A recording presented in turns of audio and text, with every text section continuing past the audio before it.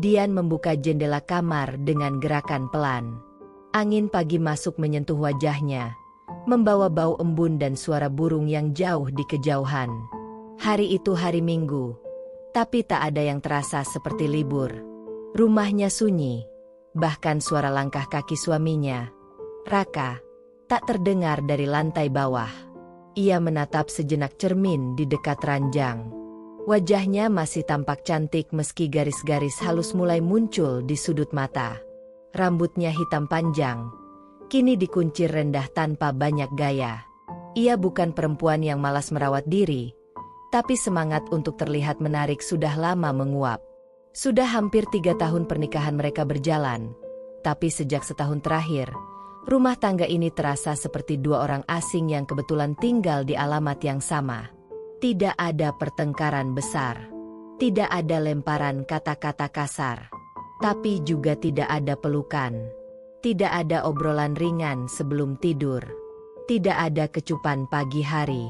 Yang tersisa hanyalah rutinitas yang kering. Dian turun ke dapur dan mulai menyiapkan sarapan. Telur orak-arik, roti panggang, dan kopi hitam kesukaan Raka. Ia tahu apa yang suaminya suka. Bahkan hal kecil seperti jumlah sendok gula. Tapi akhir-akhir ini, perhatian semacam itu terasa sia-sia.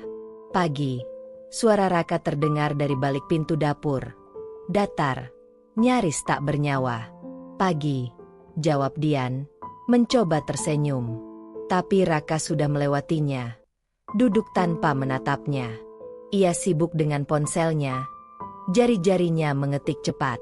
Dian berdiri sejenak, memperhatikan lelaki yang dulu membuatnya jatuh cinta. Raka dulu sosok yang hangat, pandai merayu, pandai tertawa, dan selalu memberi pelukan hangat saat Dian sedih. Tapi kini, lelaki itu seperti bayangan dari dirinya yang dulu. Dingin, jauh, terlalu sibuk dengan sesuatu yang tidak pernah lagi melibatkan Dian. Banyak kerjaan, ya? Tanya Dian pelan, mencoba memulai percakapan. Jawab Raka tanpa mengalihkan pandang dari layar ponselnya. Lalu hening kembali menyelimuti ruangan. Dian duduk di seberangnya, mencoba mencari celah untuk bicara. Tapi yang ia temukan hanya dinding.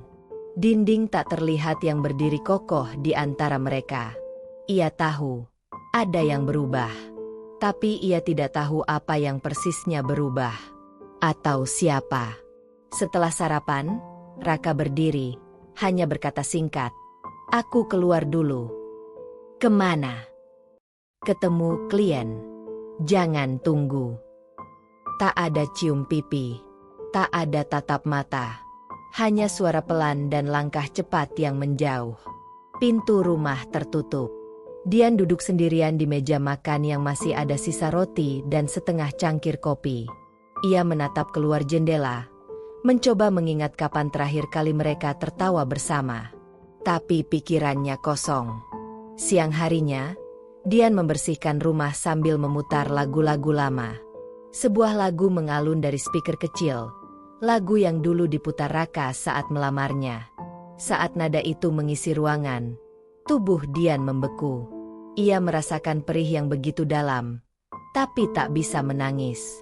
Ia tidak tahu apakah rasa sakit ini berasal dari kesepian, atau dari perasaan bahwa ia perlahan kehilangan orang yang masih serumah dengannya. Dian mencoba menulis di buku hariannya. Ia tulis, "Hari ini aku kembali merasa sendiri, walau tinggal bersama seseorang yang dulu sangat kucintai. Entah sejak kapan, sentuhan itu menghilang. Bukan hanya tangan, tapi juga hati." Sore hari, Dian menerima pesan dari sahabat lamanya, "Mira, gimana kabar? Kita udah lama banget nggak ngobrol. Kamu baik-baik aja, kan, Dian?" Dian menatap pesan itu lama. Ia ingin menjawab, "Aku tidak baik," tapi jemarinya hanya mengetik, "Aku baik, Mira. Sibuk aja." Ia berbohong, seperti yang selalu ia lakukan belakangan ini. Menjelang malam, Raka pulang. Ia tak membawa apapun, Hanya tas kerja dan aroma parfum yang tidak biasa. Dian menyadarinya. Dulu Raka hanya pakai satu jenis parfum. Kini aromanya berbeda. Lebih tajam, lebih mahal. Raka masuk kamar tanpa bicara. Dian mengikutinya. Ingin bicara, ingin sekadar menanyakan kabar hari ini. Tapi saat ia masuk kamar, Raka sudah merebahkan tubuhnya, memalingkan wajah ke tembok.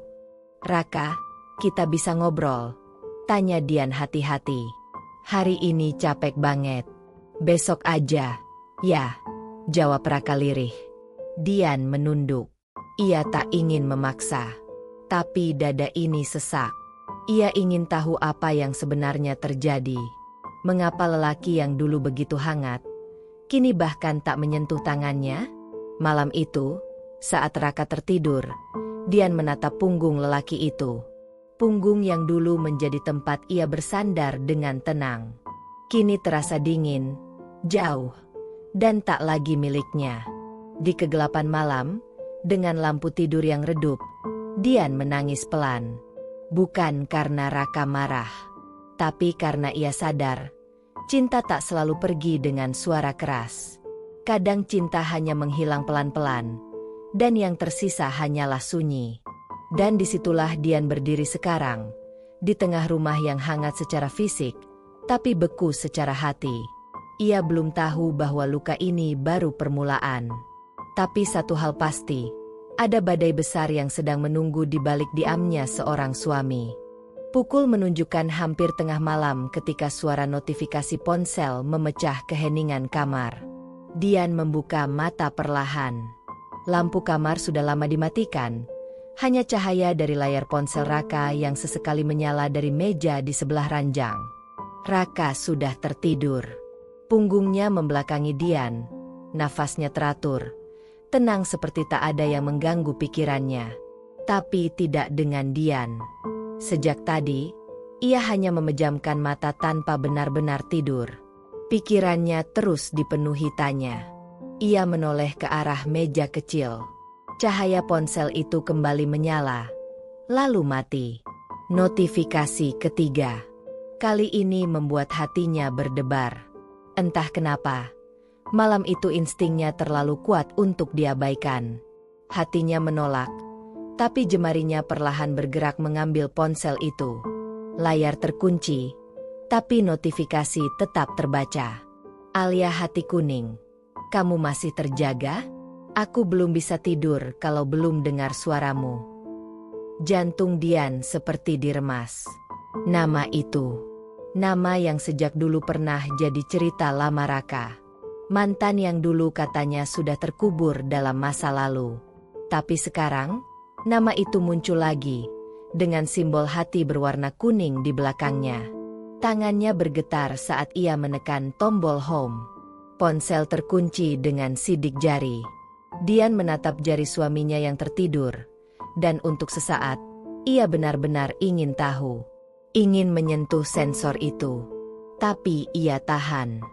Ia tahu, jika sudah membuka isinya, tak akan ada jalan untuk mundur. Ia meletakkan kembali ponsel itu. Tapi pikirannya sudah tidak bisa diam. Mata yang awalnya berat kini sepenuhnya terjaga. Pagi harinya, Raka bangun seperti biasa.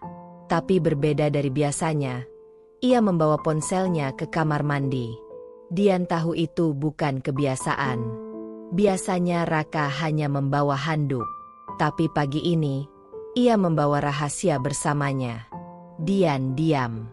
Tapi pikirannya penuh percakapan yang belum pernah terjadi. Ia ingin bertanya, tapi takut dengan jawabannya. Ia ingin marah, tapi tak punya cukup bukti. Maka seperti banyak perempuan lain yang hatinya sedang diuji, ia memilih diam dan mengamati. Hari-hari berikutnya, Raka semakin jarang di rumah. Pulang larut, kadang hanya membawa pulang aroma parfum berbeda di baju kerjanya. Setiap kali ponselnya berbunyi, ia langsung sigap mengambilnya. Bahkan ke kamar mandi pun dibawa. Suatu malam, Dian memutuskan untuk begadang. Ia duduk di ruang tamu dengan lampu remang-remang, pura-pura membaca buku, padahal ia hanya menunggu. Pukul 00.21, Raka belum pulang. Dian sudah tak tahan. Ia mengirim pesan, mencoba terdengar biasa. "Kamu pulang jam berapa? Aku belum tidur." Pesannya centang 2, tapi tak dibalas. Beberapa menit kemudian, terdengar suara mobil masuk ke garasi. Dian langsung berdiri, menenangkan napasnya agar tak terlihat sedang gelisah. Pintu terbuka. Raka masuk tanpa merasa bersalah. Wajahnya terlihat lelah, tapi matanya tidak menghindar. "Baru pulang?" tanya Dian, datar. "Iya. Tadi meeting agak lama," jawab Raka, melepas sepatu tanpa menatap mata istrinya. "Meeting sampai jam segini?" lanjut Dian. Nada suaranya sedikit menggigit. "Kenapa?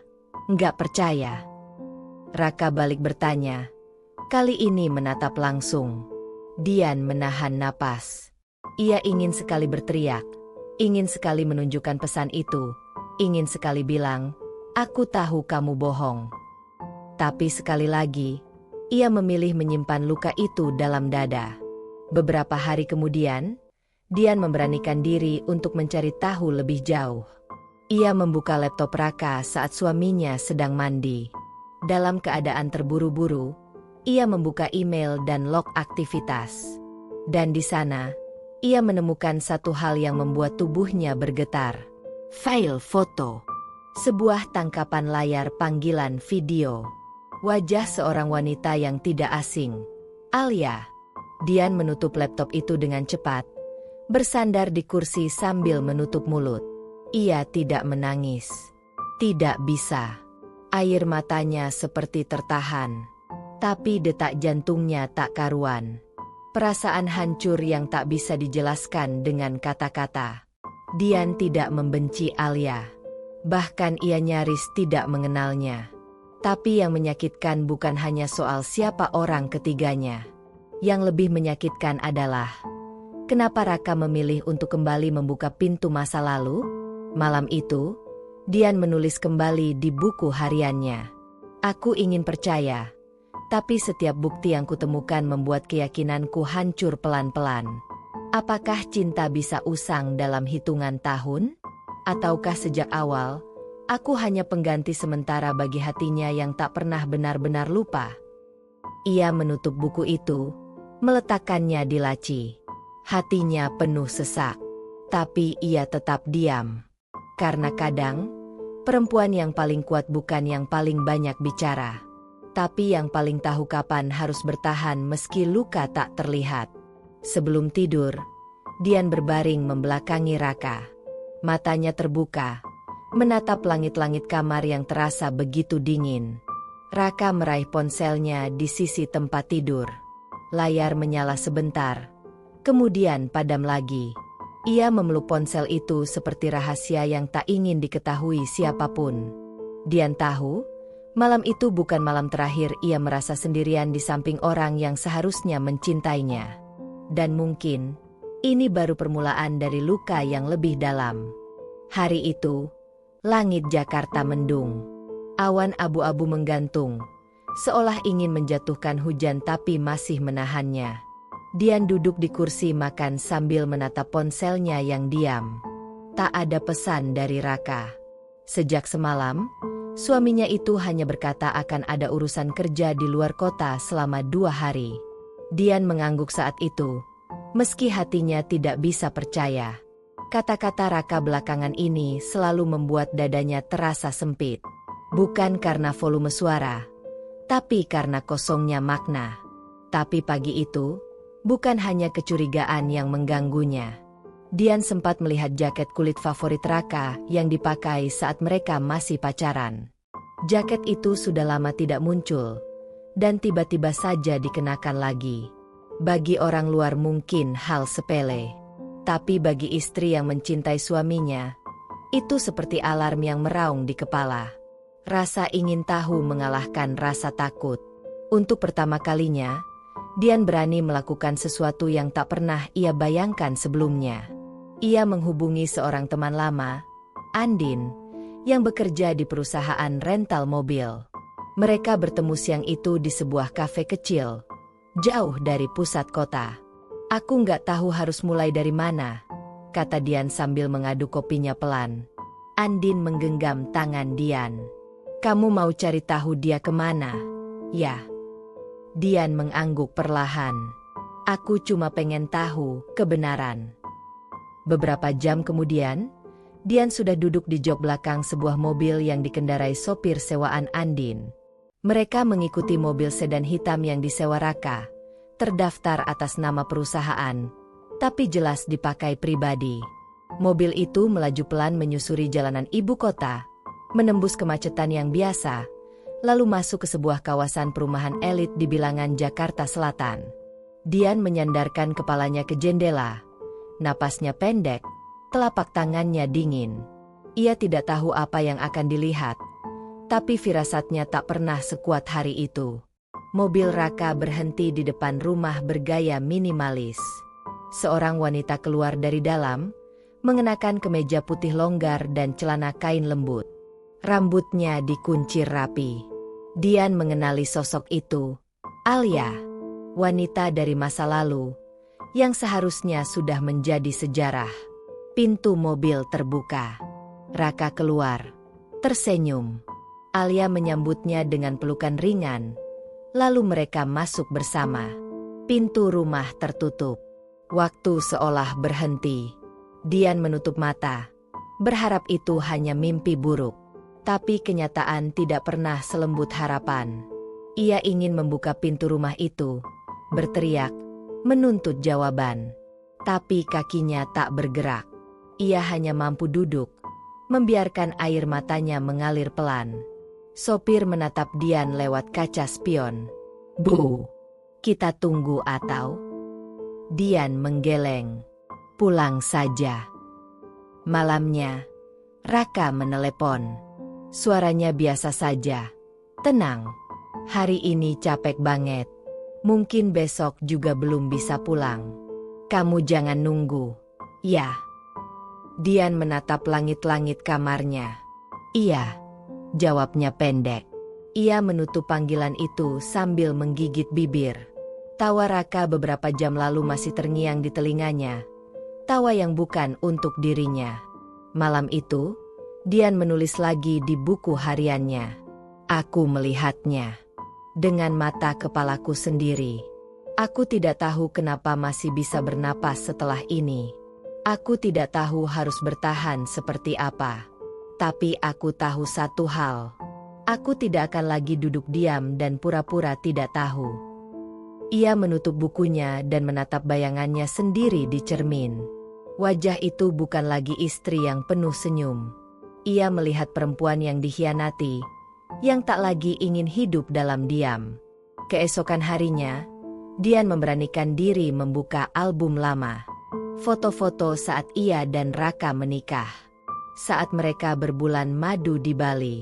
Saat Raka menangis saat melamar. Semua kenangan itu kini seperti luka terbuka. Satu persatu foto itu ia masukkan ke dalam kotak. Ia tidak membuangnya. Tapi ia tidak sanggup melihatnya lagi.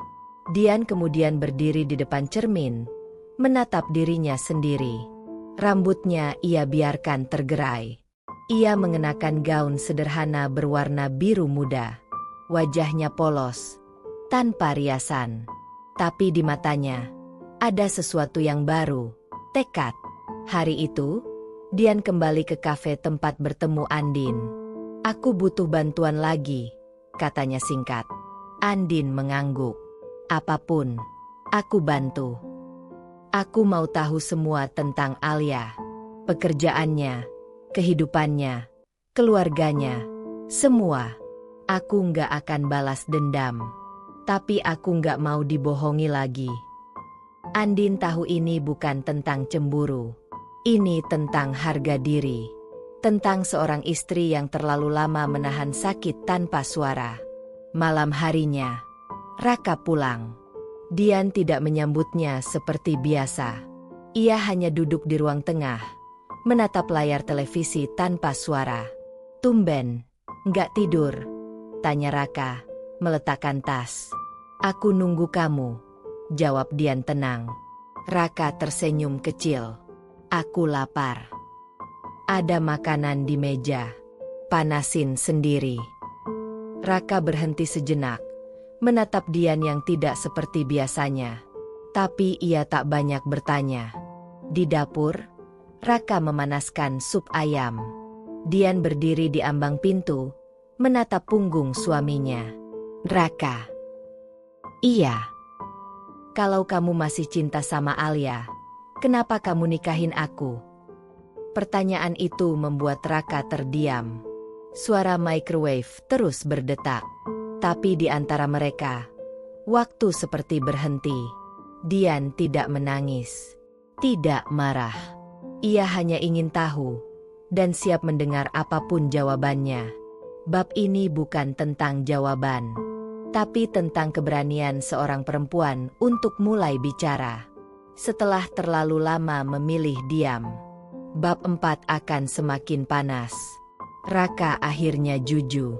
Suara microwave berdentang, menandakan sup yang dipanaskan Raka sudah siap. Tapi tangan pria itu tetap diam, tidak langsung bergerak. Ia menunduk, punggungnya menegang. Pertanyaan Dian tadi seperti menyayat, bukan karena nada tajam, tapi karena isinya terlalu jujur dan telak. Kenapa kamu nikahin aku kalau masih cinta sama Alia? Dian tetap berdiri di ambang pintu dapur, tidak beranjak.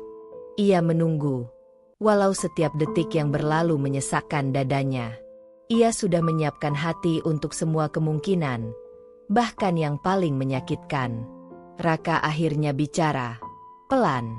Aku kira perasaan itu udah selesai. Dian menahan napas, tapi ternyata belum. Raka memejamkan mata. Aku coba, Yan. Sumpah aku coba. Tapi waktu aku ketemu dia lagi, semuanya balik kayak dulu. Seolah waktu nggak pernah jalan. Ucapan itu menghantam dia lebih keras daripada tamparan. Ia menggigit bibirnya, mencoba menahan gelombang emosi yang hendak pecah. Ia ingin marah, tapi tubuhnya justru gemetar, bukan oleh amarah, melainkan luka yang begitu dalam. Berapa lama kamu ketemu lagi sama dia? Tanyanya, masih berusaha tegar. Beberapa bulan setelah kita nikah. Raka menunduk. Dian tertawa kecil, getir. Jadi, sejak awal kita menikah, kamu tetap jalin komunikasi? Raka tak menjawab. Diamnya lebih dari cukup sebagai pengakuan. Dan sekarang, suara Dian semakin pelan, tapi tajam. Kamu sudah tidur sama dia? Pertanyaan itu membuat Raka menoleh cepat. Dian, jangan begitu, aku. Jawab. Raka, jangan buat aku terlihat lebih bodoh dari yang kamu kira. Raka menunduk lagi, lalu mengangguk pelan. Dian merasa kakinya lemas. Ia mundur satu langkah, lalu duduk di kursi ruang makan. Tangannya gemetar, tapi matanya tetap tajam menatap suaminya. Kenapa kamu tetap pulang ke rumah ini?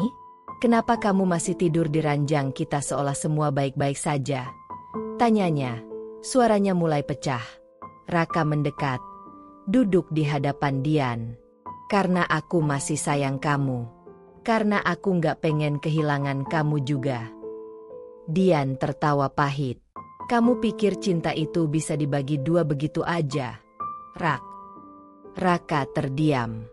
Waktu aku terima kamu, aku bukan cadangan. Aku istri kamu, satu-satunya. Tapi kamu malah kembali ke masa lalu, seolah pernikahan kita nggak ada artinya. Tangis Dian akhirnya pecah, tapi ia tak menghindar. Ia membiarkan air matanya mengalir di depan pria yang mengkhianatinya. Karena hari itu ia memilih untuk jujur pada dirinya sendiri. Pagi harinya, Dian berkemas. Ia tidak marah-marah, tidak menjerit atau membanting barang. Ia hanya membereskan beberapa pakaian, buku, dan perlengkapan kerja. Ia ingin pergi, tapi bukan lari.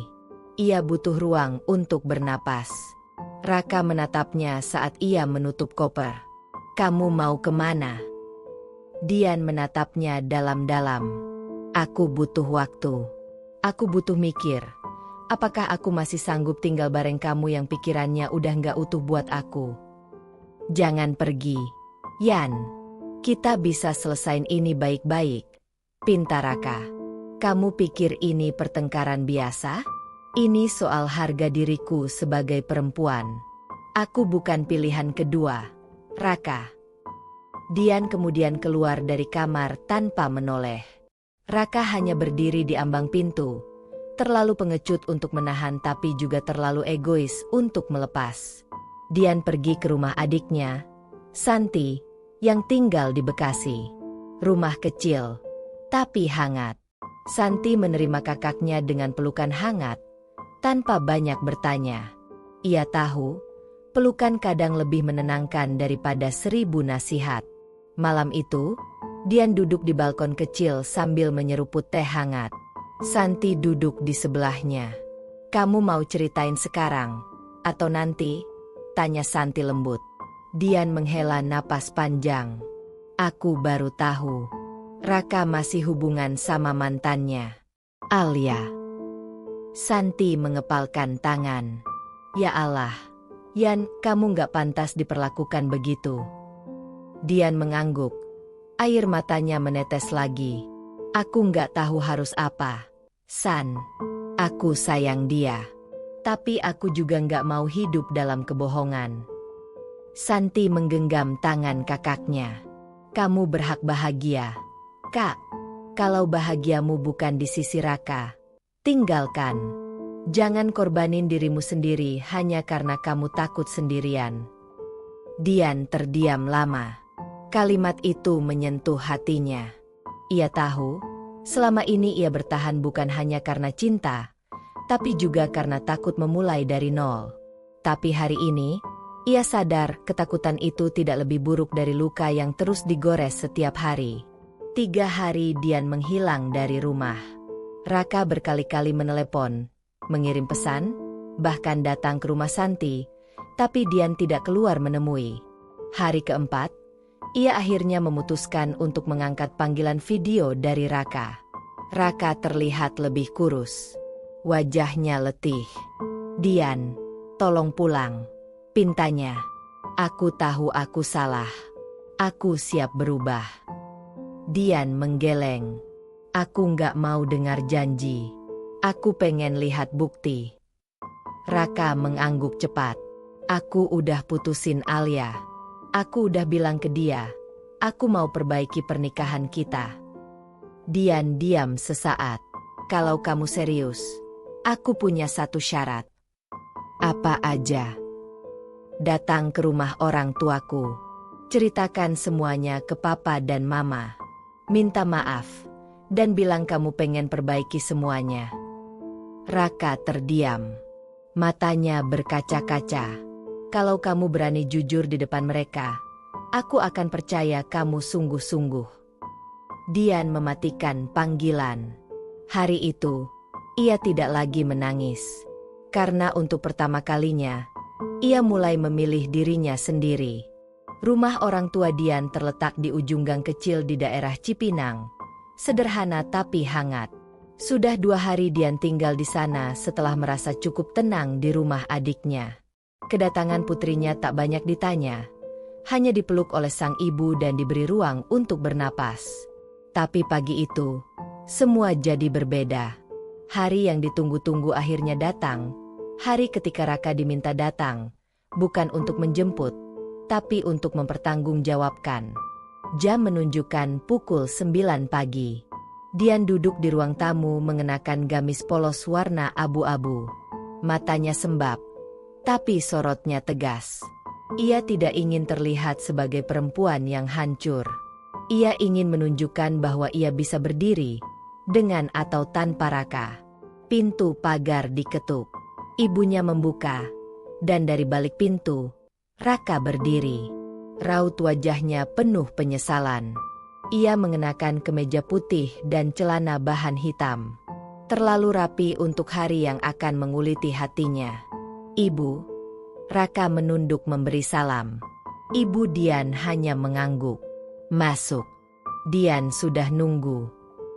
Raka melangkah masuk, menatap Dian yang duduk di sudut sofa. Ia menghela napas panjang. Lalu, muncullah sosok yang paling ia khawatirkan. Pak Syamsul, ayah Dian. Pak Syamsul duduk berseberangan dengan Raka. Wajahnya dingin, tapi tatapannya tajam seperti belati. Jadi kamu datang, Nak Raka? Bagus. Sekarang, silakan bicara. Jelaskan semuanya. Ucapnya tanpa basa-basi. Raka menunduk dalam.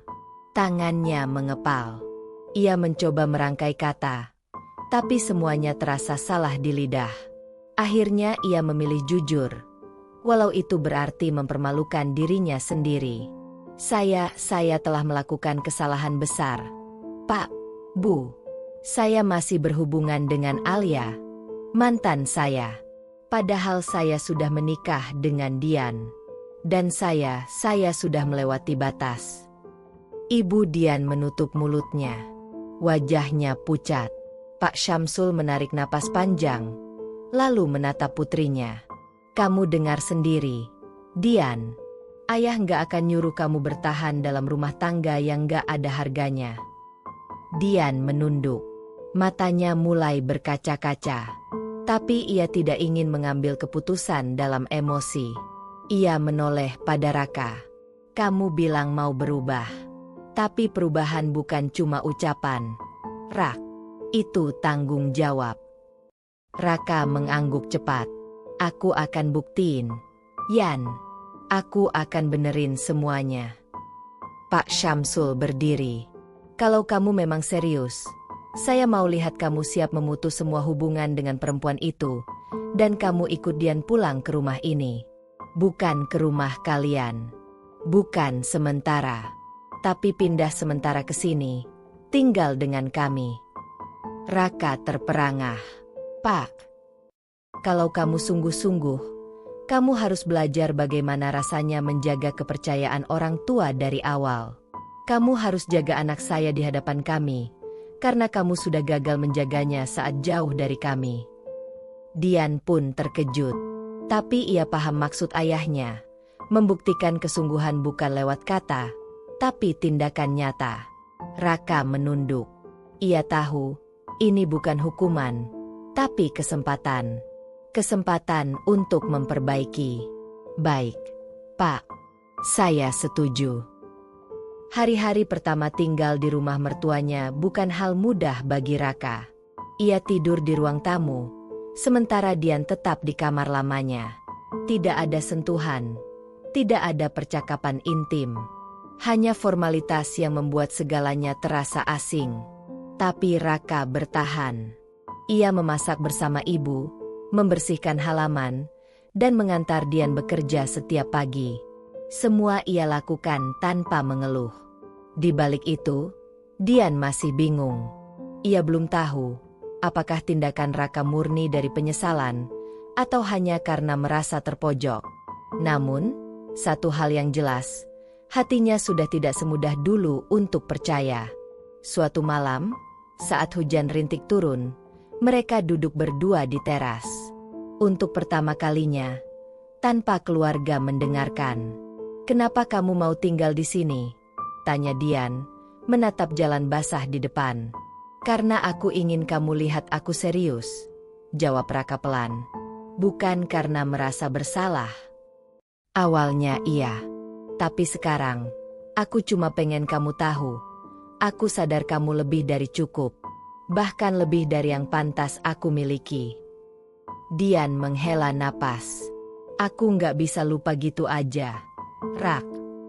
Aku nggak minta kamu lupa. Aku cuma minta kesempatan buat nebus semuanya. Hening. Hanya suara hujan yang jadi pengiring percakapan mereka. Alia nggak menghubungimu lagi? Tanya Dian. Raka menggeleng. Aku ganti nomor. Aku blok semua akun sosial media. Aku juga pindah proyek kantor supaya nggak satu tim lagi sama dia. Dian mengangguk pelan. Aku masih butuh waktu. Aku akan nunggu. Yan, selama kamu belum bilang cukup, aku akan tetap di sini. Beberapa minggu berlalu. Perlahan, hubungan mereka mencair. Dian mulai membuka sedikit ruang. Ia mengizinkan Raka menemaninya berbelanja, bahkan satu kali makan malam berdua. Namun, ia tetap menjaga batas. Raka tidak keberatan. Ia tahu, kepercayaan bukan seperti kaca yang bisa disambung begitu saja setelah pecah. Butuh proses panjang dan ketulusan yang nyata. Raka juga mulai ikut pengajian bersama Pak Syamsul. Ia belajar dari ayah mertuanya tentang tanggung jawab, tentang bagaimana menjadi suami yang bukan hanya hadir, tapi hadir sepenuhnya. Suatu pagi, Dian menemukan sepucuk surat di meja riasnya. Tulisan tangan Raka. Untukmu, yang tak pernah setengah mencinta. Maaf untuk semua luka yang kubuat. Jika aku diberi satu kesempatan lagi, aku akan menjagamu. Bahkan saat kamu tak melihatku. Tunggu aku berubah. Bukan karena paksaan, tapi karena aku ingin jadi alasan kamu percaya lagi. Air mata Dian jatuh begitu saja. Ia tahu, proses ini belum selesai. Tapi untuk pertama kalinya, ia merasa bahwa Raka sedang berusaha bukan karena takut kehilangan, tapi karena akhirnya menyadari, cinta sejati tidak tinggal di masa lalu, tapi di sisi perempuan yang tetap diam, namun setia. Hujan semalam menyisakan udara dingin pagi ini. Aroma tanah basah menyeruak ke dalam rumah lewat jendela yang sedikit terbuka. Di dapur, suara sendok beradu dengan gelas terdengar pelan. Dian tengah membuat 2 cangkir teh hangat, seperti kemarin. Bukan karena kewajiban, tapi karena hatinya mulai luluh. Perlahan, namun pasti, Dian duduk di meja makan, menatap keluar jendela. Matanya berhenti pada sosok Raka yang tengah menyapu halaman. Ia terlihat berbeda. Bukan karena bajunya lebih rapi atau rambutnya lebih tertata, tapi karena sorot matanya. Tak lagi penuh percaya diri seperti dulu, melainkan penuh kehati-hatian, seolah takut kehilangan satu langkah. Setelah menyelesaikan pekerjaannya, Raka masuk ke dapur. Ia mengangguk sopan, lalu mencuci tangan. Dian menggeser satu cangkir ke arahnya. Minum dulu.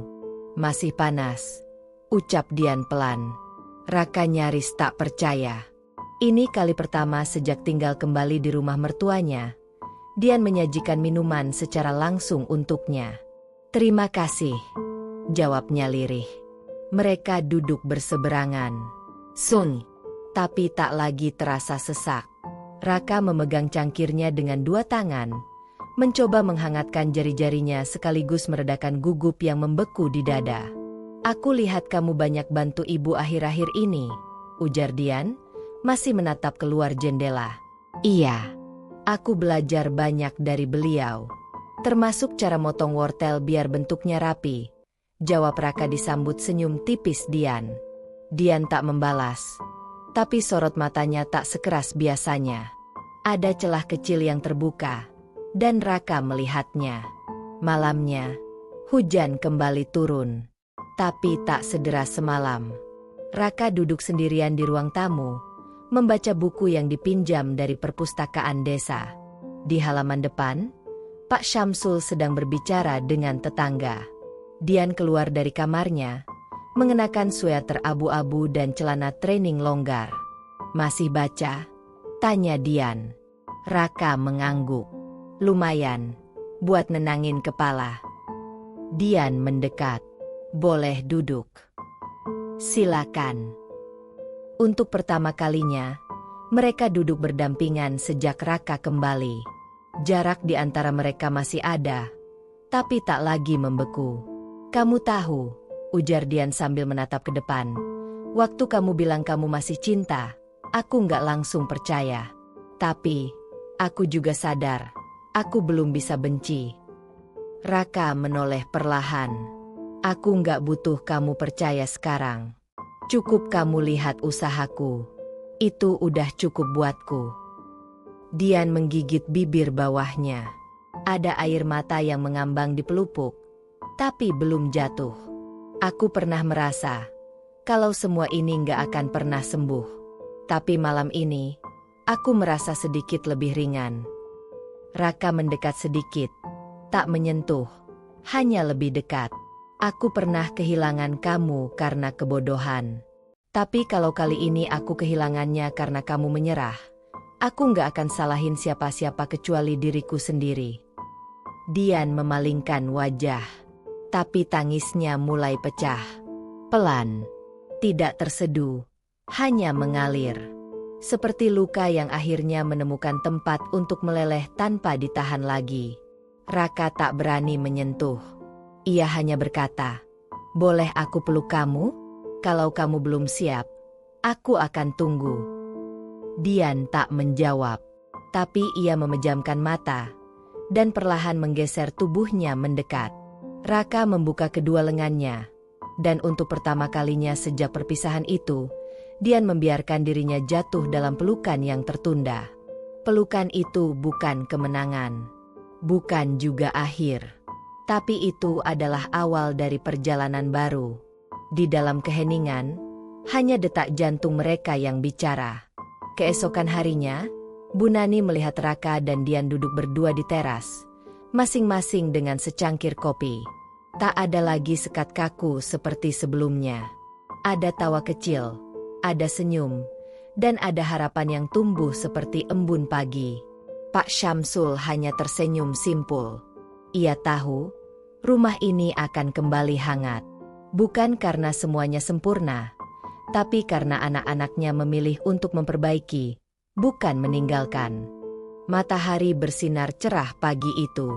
Udara terasa ringan, seperti perasaan Dian yang mulai mereda. Beberapa hari terakhir, rumah itu kembali terisi oleh tawa kecil dan percakapan ringan. Raka perlahan mendapatkan tempatnya kembali. Meski belum sepenuhnya, tapi setidaknya tidak lagi terasa asing. Dian mulai menerima kehadirannya. Mereka tak membahas masa lalu, tapi juga belum merancang masa depan. Mereka hanya menjalani hari demi hari, perlahan dan hati-hati. Namun, ketenangan itu tak berlangsung lama. Siang itu, saat Dian baru selesai membereskan rak dapur, sebuah pesan masuk ke ponselnya. Dari nomor tak dikenal. Isi pesannya hanya satu kalimat. "Boleh aku bicara baik-baik? Hanya sekali saja, aku janji gak akan ganggu setelah ini. Alia." Dian menatap layar cukup lama. Nama itu membuat hatinya mendingin seketika. Jemarinya bergetar saat hendak mengetik balasan. Namun, sebelum ia bisa memutuskan, ponselnya berdering. Nomor yang sama menelepon. Dengan tangan yang gemetar, Dian menjawab. "Halo?" Suaranya pelan. "Hai, Dian. Aku tahu kamu pasti gak pengin dengar suara aku. Tapi tolong, bisa kita ketemu? 5 menit aja. Aku mohon." Suara Alia di ujung sana terdengar lembut, tapi ada tekanan. Dian terdiam. Ia bisa saja menolak, tapi ada sesuatu dalam dirinya yang ingin tahu. Mengapa sekarang? Mengapa setelah semua luka nyaris kering? "Di mana?" tanya Dian akhirnya.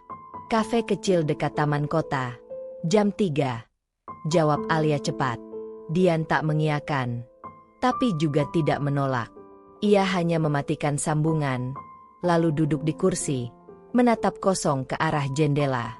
Pukul 3 kurang 5 menit, Dian sudah duduk di pojok kafe yang tidak terlalu ramai. Ia mengenakan kemeja putih dan celana jeans gelap, tampil sederhana tapi anggun. Ia tak menunggu lama.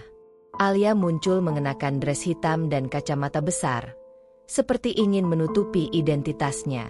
Mereka saling pandang sejenak sebelum Alia duduk. Dian tetap diam. Ia ingin mendengar, bukan berbicara. "Aku tahu aku gak punya hak untuk minta apapun, tapi aku harus bicara." Alia membuka percakapan. Dian mengangguk singkat. Wajahnya datar. Aku tahu aku merusak rumah tangga kalian. Aku tahu semua luka yang kamu tanggung. Dan aku sadar, aku bukan korban. Lanjut Alia. Kamu gak perlu mengulang semua itu. Aku sudah tahu. Potong Dian. Alia menunduk. Ia tampak lelah. Aku kesini bukan untuk minta maaf. Karena aku tahu, maaf dariku gak akan memperbaiki apapun. Aku kesini karena aku hamil. Dunia Dian berhenti sejenak. Matanya membelalak. Nafasnya tercekat. Kata-kata Alia melayang di udara, menghantam seperti badai. Hamil? Tanya Dian pelan. Ya. Dan itu anak Raka. Dian menarik nafas panjang, berusaha tetap tenang. Tapi dadanya sesak. Itu, waktu kalian masih bersama? Tanya Dian dengan suara gemetar. Alia mengangguk. 2 minggu sebelum dia pulang ke kamu. Kenapa kamu baru bilang sekarang? Suara Dian naik 1 oktav. Aku ragu. Aku takut. Tapi, aku butuh kamu tahu. Karena aku akan melahirkan tanpa dia. Dan aku gak akan ganggu hidup kalian. Aku cuma ingin kamu tahu kebenarannya. Dan setelah ini, aku pergi. Dian berdiri. Napasnya berat. Matanya berkaca-kaca. Kamu pikir aku cuma butuh tahu? Kamu pikir dengan bilang gitu, semuanya beres? Kamu datang terlambat. Alia, terlalu terlambat. Alia hanya diam. Ia tak membantah, tak juga membela diri. Ia hanya menunduk, menahan tangis. Dian berbalik dan pergi. Langkahnya cepat, namun air matanya jatuh di tengah jalan. Bukan karena marah, tapi karena kenyataan itu terlalu berat. Ia merasa seperti dipermainkan oleh semesta. Ketika hatinya mulai luluh, luka lama justru dibuka kembali. Di rumah, Raka duduk di ruang tamu. Melihat wajah Dian yang masuk dengan mata sembab, ia langsung berdiri. Ada apa? Tanyanya cemas. Dian menatapnya lama. Matanya penuh pertanyaan, penuh luka. Alia hamil. Dan itu anak kamu, ucapnya dengan suara bergetar. Raka terdiam. Mulutnya terbuka, tapi tak ada kata keluar. Bilang, benar atau tidak? Bentak Dian. Raka menunduk. Benar. Tubuh Dian seperti kehilangan tenaga. Ia duduk di lantai, memeluk lutut, menangis dalam diam. Tangis yang membungkam ruang, membuat udara terasa berat. Aku gak tahu. Dian, aku gak tahu dia hamil. Kalau aku tahu, suara Raka tercekat. Kalau kamu tahu, kamu tetap akan pulang? Tetap akan minta dimaafkan? Tanya Dian tajam. Aku akan tetap pulang. Karena hatiku ada di sini. Tapi aku akan jujur, jawab Raka lirih. Dian menatapnya tajam. Hati kamu di sini, tapi kamu tinggalkan jejak yang akan terus hidup di sana. Raka tak menjawab. Ia tahu, kata apapun tak akan bisa menenangkan badai ini. Malam itu, mereka tidur di ruang terpisah. Tak ada lagi teh hangat di pagi hari. Tak ada lagi senyum tipis di meja makan. Dian kembali diam. Tapi bukan diam yang biasa. Ini adalah diam yang menyimpan keputusan. Keputusan yang belum ia ucapkan, tapi sudah ia rasakan. Hujan turun lagi malam itu. Namun tak ada yang lebih deras dari air mata yang jatuh diam-diam dari mata Dian. Raka sudah tertidur di kamar depan, atau setidaknya berpura-pura tidur. Sejak percakapan sore tadi, tak ada satupun kata terucap di antara mereka. Ruang yang sebelumnya mulai terasa hangat kembali beku. Dian duduk di ranjang, menatap pakaian-pakaian yang tergantung di lemari. Sekilas, semua tampak biasa. Tapi setiap baju, setiap lipatan, menyimpan cerita tentang cinta yang pernah penuh, lalu remuk, dan kini tinggal serpihan. Ia meraih koper kecil dari bawah ranjang. Jari-jarinya gemetar saat menyentuh resleting. Di dalam dadanya, pertarungan hebat sedang berlangsung. Antara hati yang ingin bertahan, dan harga diri yang ingin bebas. Keesokan paginya, rumah terasa sepi. Raka keluar dari kamar dengan mata sembab. Ia langsung menuju dapur. Namun tidak ada suara air panas mendidih. Tidak ada aroma teh atau kopi. Ia mencari ke ruang tengah, lalu halaman belakang. Dian tidak ada. Baru ketika ia membuka pintu kamar mereka, ia menemukan selembar kertas di atas bantal. Raka, aku butuh waktu. Bukan untuk berpikir, tapi untuk sembuh.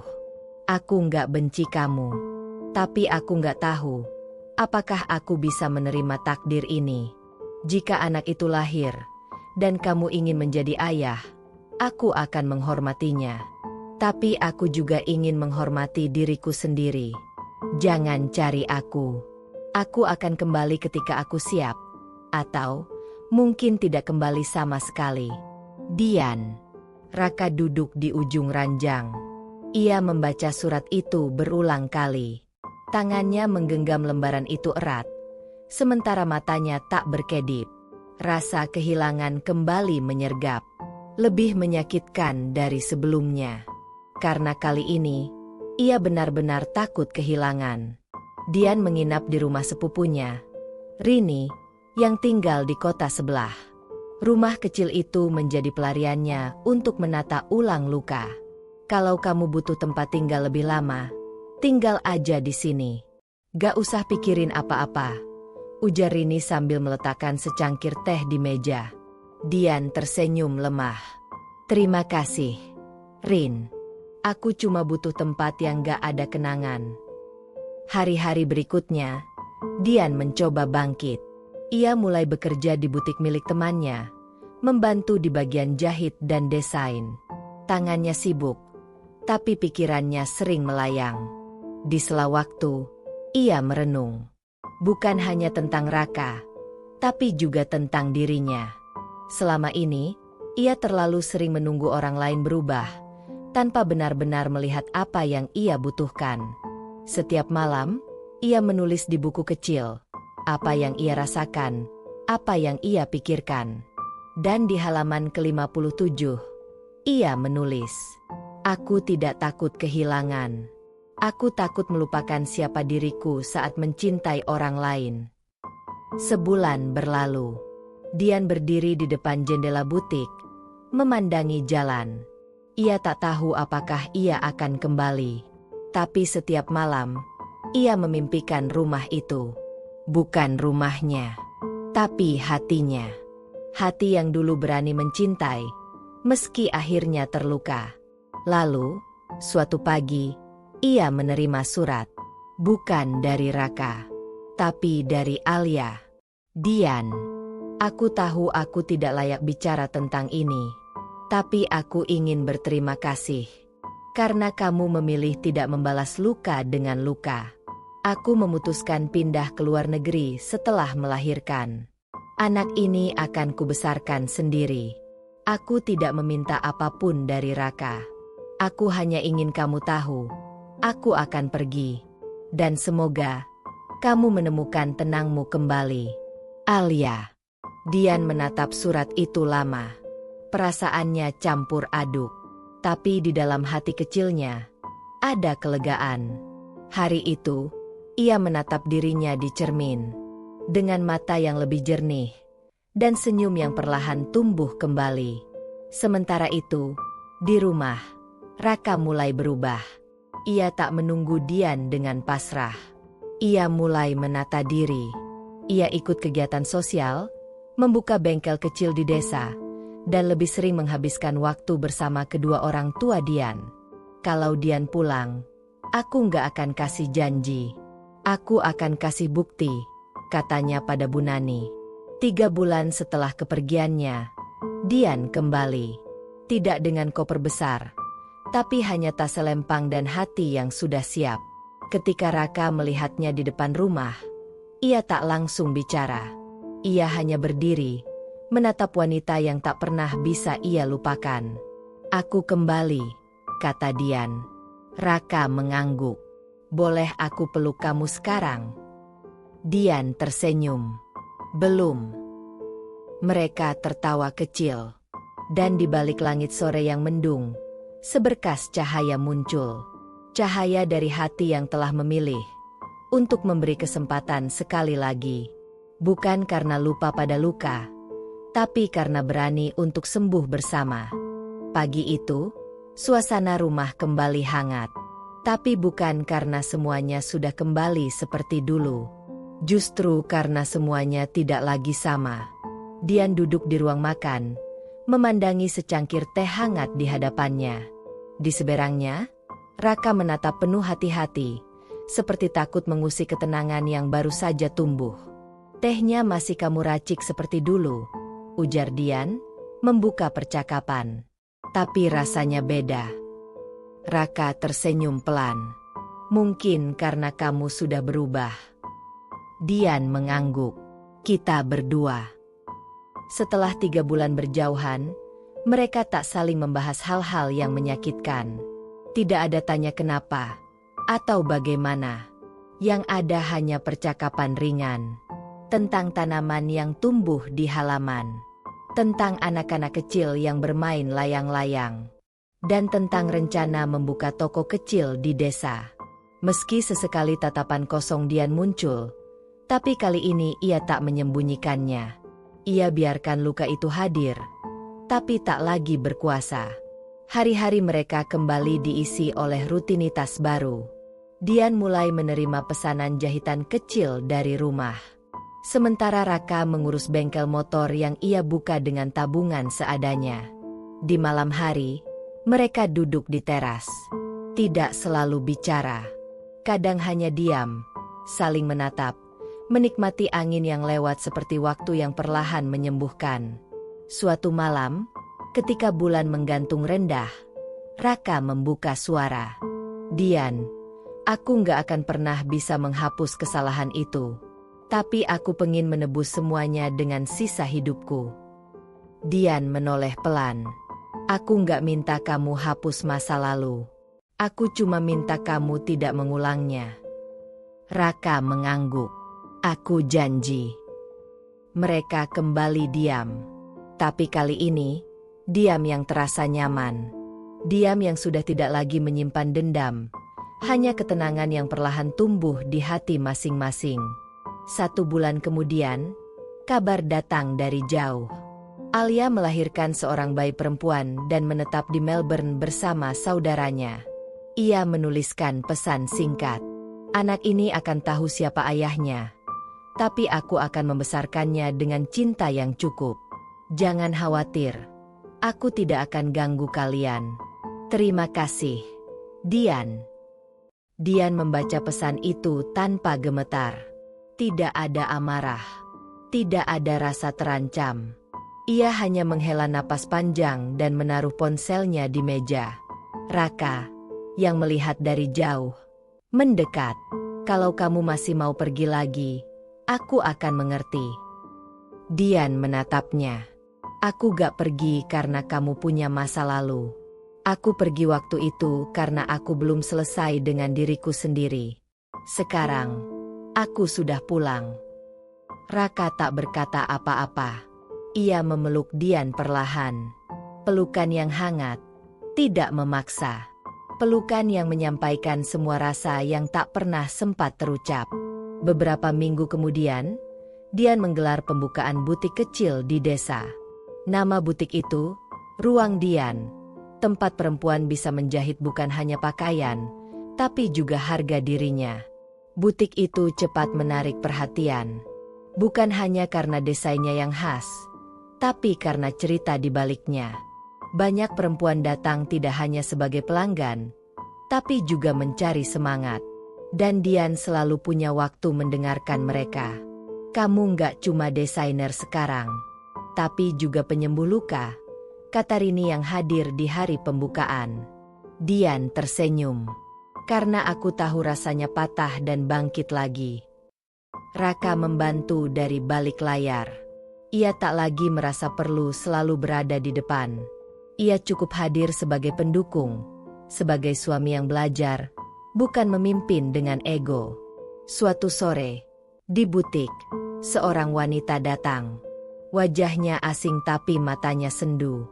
Ia menenteng baju sobek dan wajah penuh ragu. "Apa bisa diperbaiki?" tanyanya.